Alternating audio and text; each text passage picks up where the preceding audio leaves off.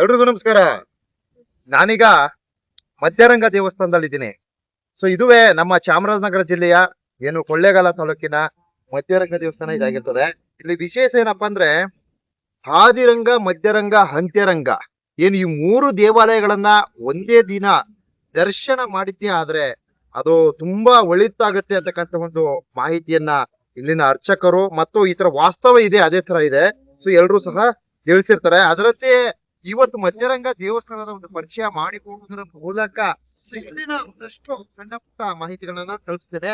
ದಯವಿಟ್ಟು ಈ ವಿಡಿಯೋನ ಪ್ರತಿಯೊಬ್ರು ಕೊನೆ ತನಕ ನೋಡಿ ಅಂತ ತಮ್ಮಲ್ಲಿ ಒಂದು ಮನವಿ ಮಾಡ್ಕೊತೀನಿ. ಬಂಧುಗಳೇ, ಮೊದಲೆಲ್ಲ ನೋಡಿ ಇಲ್ಲೆಲ್ಲ ಒಂದಷ್ಟು ಮನೆಗಳಿತ್ತು, ನೋಡಿ ಇಲ್ಲೆಲ್ಲ ಮನೆಗಳಿತ್ತು.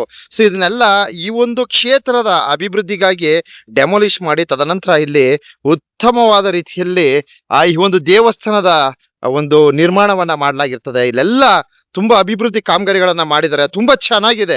ಸೊ ಆದಿರಂಗ, ಮಧ್ಯರಂಗ, ಅಂತ್ಯರಂಗ ಈ ಮೂರು ದೇವಾಲಯಗಳನ್ನ ಒಂದೇ ದಿವಸ ದರ್ಶನ ಮಾಡ್ತಾರೆ. ತುಂಬಾ ಜನ ಭಕ್ತಾದಿಗಳು ಬಂದು ದರ್ಶನ ಮಾಡ್ತಾರೆ. ಸೊ ಇದರಿಂದ ಏನೋ ಆ ಭಗವಂತನ ಕೃಪೆಗೆ ಪಾತ್ರರಾಗಿರ್ತಾರೆ.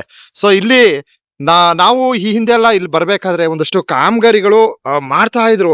ಅಟ್ ಪ್ರೆಸೆಂಟ್ ಇವತ್ತಿನ ವಾಸ್ತವ ನೋಡೋದಾದ್ರೆ ಬಹಳ ಅದ್ದೂರಿಯಾಗಿ ಕೆಲಸ ಕಾರ್ಯಗಳು ಆಗಿದೆ. ಸೊ ನಾನು ಒಳಗಡೆ ಏನು ಈ ಒಂದು ಮಧ್ಯರಂಗ ದೇವಸ್ಥಾನದ ಸ್ವಾಮಿಯವರ ದರ್ಶನವನ್ನ ಮಾಡ್ತೀನಿ. ರಂಗಸ್ವಾಮಿಯವರ ದರ್ಶನ ನಿಮ್ಗೆ ಅರ್ಪಣೆಯನ್ನ ಮಾಡ್ತೀನಿ. ದಯವಿಟ್ಟು ಈ ವಿಡಿಯೋಗೆ ಪ್ರತಿಯೊಬ್ಬ ಭಕ್ತಾದಿಗಳು ದರ್ಶನ ಮಾಡುವುದರೊಂದಿಗೆ ದಯವಿಟ್ಟು ಒಂದು ಮೆಚ್ಚುಗೆಯನ್ನ ವ್ಯಕ್ತಪಡಿಸಿ ಹಾಗೆ ಒಂದು ಕಮೆಂಟ್ ಹಾಕ್ಬಿಡ್ರಿ. ಒಂದು ಕಮೆಂಟ್ ಹಾಕ್ಬಿಟ್ಟು ಹಾಗೆ ಒಂದು ಶೇರ್ ಮಾಡ್ಬಿಡ್ರಿ. ನೋಡ್ರಿ ಏನ್ ಸಖತ ಮಾಡಿದಾರೆ ಅಂದ್ರೆ ಬಹಳ ಅಲ್ಟಿಮೇಟ್ ಆಗಿದೆ. ಮೊದಲೆಲ್ಲ ಈ ಒಂದು ದೇವಸ್ಥಾನ ಶಿಥಿಲಗೊಂಡಿತ್ತು. ಸೊ ಇವತ್ತಿನ ವಾಸ್ತವವನ್ನ ನೋಡೋದಾದ್ರೆ ನೋಡಿ ಈ ತರ ವಿಶಾಲವಾದ ಒಂದು ಪ್ರದೇಶ ಮತ್ತು ಇಲ್ಲಿ ಮಧ್ಯಾಹ್ನದ ಒಂದು ಪ್ರಸಾದದ ವ್ಯವಸ್ಥೆ ಸಹ ಇರ್ತದೆ.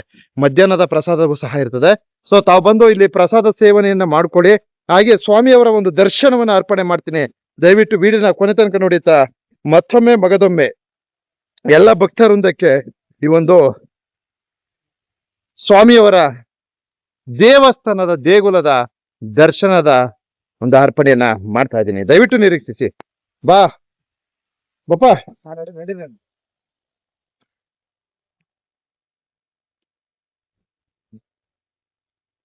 ಅಣ್ಣವ್ರೆ ನಮಸ್ಕಾರ.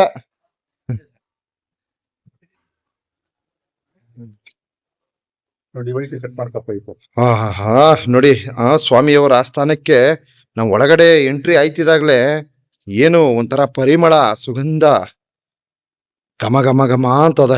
ಸ್ವಾಮಿಯವರ ಸನ್ನಿಧಾನದಲ್ಲಿ ಇಲ್ಲಿ ಒಂದು ಪಾಸಿಟಿವ್ ಎನರ್ಜಿ ಇದೆ ಬಂಧುಗಳೇ. ಇಲ್ಲಿ ಒಂದು ಪಾಸಿಟಿವ್ ಎನರ್ಜಿ ಸಿಗುತ್ತೆ. ಯಾಕಂದ್ರೆ ನೋಡಿ ಈ ಒಂದು ಬಾಗಿಲೇನಿದೆ, ಬಾಗಿಲಿಂದ ಆಚೆನೆ ಒಂಥರ ಒಳಗಡೆ ಬಂದ್ಬಿಟ್ರೆ ಇಲ್ಲಿ ಒಂದು ಸುಗಂಧ ಭರಿತವಾದ ಏನು ಘಮ ಘಮ ಅಂತಕ್ಕಂಥ ಒಂದು ಸುವಾಸನೆ ಬೀರ್ತಾ ಇದೆ. ಎಷ್ಟು ಚೆನ್ನಾಗಿದೆ ಅಂದ್ರೆ ಇಲ್ಲಿ ಒಂದು ಪಾಸಿಟಿವ್ ಎನರ್ಜಿ ಸಿಗುತ್ತೆ. ನೋಡಿ ಇಲ್ಲೆಲ್ಲ ಇತಿಹಾಸಗಳಿವೆ. ಸೊ ಮೊದಲು ಇದೆಲ್ಲ ಇರ್ಲಿಲ್ಲ, ಇದು ಹಳೇದು ಇರ್ಬೋದು ಬಹುಶಃ. ಇದೆಲ್ಲ ನೋಡಿ ಇದೆಲ್ಲ ಹೊಸದಾಗಿ ನೋಡಿ ಇದೆಲ್ಲ ಅಲಂಕರಿಸಿ ಬಹಳ ಅದ್ಭುತವಾಗಿ ಮಾಡಿದ್ದಾರೆ. ಒಂದು ರೈಲಿಂಗ್ಸ್ ವ್ಯವಸ್ಥೆ ಇರ್ಬೋದು, ಮತ್ತೊಂದು ಮಗದೊಂದು. ಸೊ ಭಕ್ತಾದಿಗಳು ಸಹ ದರ್ಶನವನ್ನ ಪಡಿತಾ ಇದ್ದಾರೆ.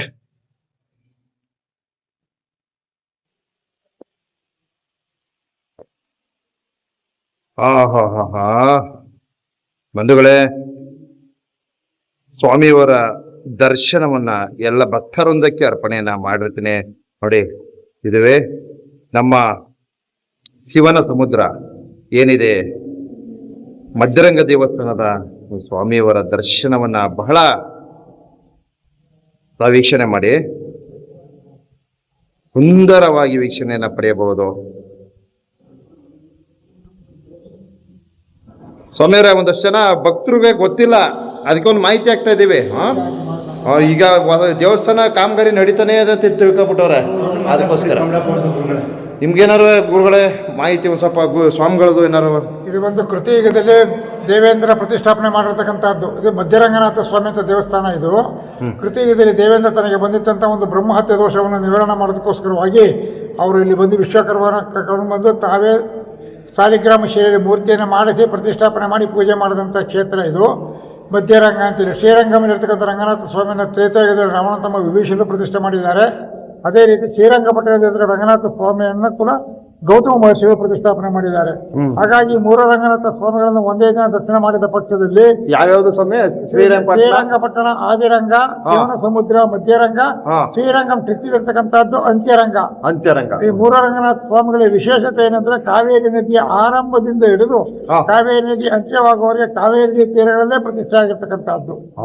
ಹಾಗಾಗಿ ಮೂರು ರಂಗನಾಥ ಸ್ವಾಮಿಯನ್ನು ಒಂದೇ ದಿನ ದರ್ಶನ ಮಾಡಿದ ಪಕ್ಷದಲ್ಲಿ ದರ್ಶನ ಮಾಡತಕ್ಕ ನಾವೇನೇನು ಪಾಪಕರ್ಮಾದಿಗಳು ಮಾಡಿದ್ರು ಅದರ ದೇವರು ಒಂದ್ಸತಿ ಕ್ಷಮಿಸ್ತಾರೆ ಅಂತ, ಜೊತೆಗೆ ನಮಗೆ ಮೋಕ್ಷ ಸಿಗುತ್ತೆ, ಪುನರ್ಜನ್ಮ ಇಲ್ಲ ಅಂತ ಪ್ರತೀತಿ ಇದೆ. ಅದ್ರ ಜೊತೆಗೆ ಏನಾದರೂ ಪ್ರಾರ್ಥನೆ ಮಾಡ್ಕೊಂಡು ದರ್ಶನ ಮಾಡಿದರೆ ಆ ಪ್ರಾರ್ಥನೆ ಫಲ ಕೊಡುವ ಸಾಧ್ಯತೆ ಇದೆ ಅಂತ ಹೇಳ್ತಾರೆ. ಅದ್ಭುತ ಗುರುಗಳ, ಅದ್ಭುತ. ನಾನು ಹೇಳ್ದೆ ಗುರುಗಳೇ, ನಂಗೆ ಅಷ್ಟು ಪೂರ್ತಿಯಾಗಿ ಹೇಳಕ್ ಬರಲಿಲ್ಲ. ತಮ್ಮ ಮೂಲಕ ಒಂದು ಭಕ್ತಾದಿಗಳಿಗೆ ಒಂದು ಮಾಹಿತಿ ಸಿಕ್ಕಿದೆ. ತುಂಬಾ ಧನ್ಯವಾದಗಳು. ಬಂಧುಗಳೇ ನೋಡಿ, ಸ್ವಾಮಿಯವರ ಆಸ್ಥಾನಕ್ಕೆ ಆಗಮಿಸಿ ಸ್ವಾಮಿಯವರ ದರ್ಶನವನ್ನು ಸಹ ಎಲ್ಲ ಭಕ್ತರೊಂದಕ್ಕೆ ಅರ್ಪಣೆ ಮಾಡಿರ್ತೀನಿ. ಬಹುಮುಖ್ಯವಾದ ವಿಚಾರ ಏನಪ್ಪ ಅಂದ್ರೆ, ನಮ್ಮ ಅರ್ಚಕರು, ನಮ್ಮ ಪ್ರಧಾನ ಅರ್ಚಕರು ಈ ಒಂದು ಪುಣ್ಯಕ್ಷೇತ್ರದ ಒಂದು ಮಹಿಮೆಯನ್ನ ತಿಳಿಸಿರ್ತಾರೆ. ಪ್ರತಿಯೊಬ್ಬ ಭಕ್ತಾದಿಗಳು, ಪ್ರತಿಯೊಬ್ಬರು ಸಹ ಈ ಒಂದು ಪುಣ್ಯಕ್ಷೇತ್ರಕ್ಕೆ ಆಗಮಿಸಿ ಸ್ವಾಮಿಯವರ ದರ್ಶನವನ್ನು ಪಡೀರಿ. ನಾವೊಂದು ವಿಶೇಷವಾದ ಮಾಹಿತಿ ನೀಡ್ತೀವಿ ನೋಡಿ. ನಾವು ಏನು ತಿರುಪತಿ ಹೋಗ್ಬೇಕಾದ್ರೆ ಬಹಳ ಕಷ್ಟಪಟ್ಕೊಂಡೇ ಹೋಗ್ಬೇಕು. ಆದ್ರೆ ನಮ್ಮ ಮಧ್ಯರಂಗ ಸ್ವಾಮಿಯವರ ದರ್ಶನ ಬಹಳ ಅದ್ಭುತ ಸಿಗುತ್ತೆ. ಬಿಳಿಗಿರಂಗ ಸ್ವಾಮಿಯವರು ಮತ್ತೆ ಮಧ್ಯರಂಗ ಸ್ವಾಮಿಯವರು, ಏನೋ ರಂಗನಾಥ ಸ್ವಾಮಿಯವರ ಒಂದು ದರ್ಶನ ಬಹಳ ಏನಿಲ್ಲ, ಸಿಂಪಲ್. ನೀವು ಈ ಒಂದು ಪುಣ್ಯಕ್ಷೇತ್ರಕ್ಕೆ ಬಂದ್ರೆ ನಿಮ್ಗೆ ಗಗನಚುಕ್ಕಿ, ಭರಚುಕ್ಕಿ, ಹಾಗೆ ವೆಲ್ಲೆಸ್ಲಿ ಸೇತುವೆ, ಈ ರೀತಿಯ ಒಂದು ಅದ್ಭುತವಾದ ಪ್ರವಾಸಿ ತಾಣವೂ ಸಹ ಸಿಗುತ್ತೆ. ನೀವು ಪ್ರವಾಸಿ ತಾಣದ ವೀಕ್ಷಣೆಯನ್ನ ಪಡೆಯುವುದರೊಂದಿಗೆ ಸ್ವಾಮಿಯವರ ದರ್ಶನವನ್ನು ಪಡೆಯಿರಿ ಅಂತ ಈ ವಿಡಿಯೋನ ಎಲ್ಲ ಭಕ್ತರೊಂದಕ್ಕೆ ಅರ್ಪಣೆಯನ್ನ ಮಾಡ್ತಾ ಇದ್ದೀನಿ.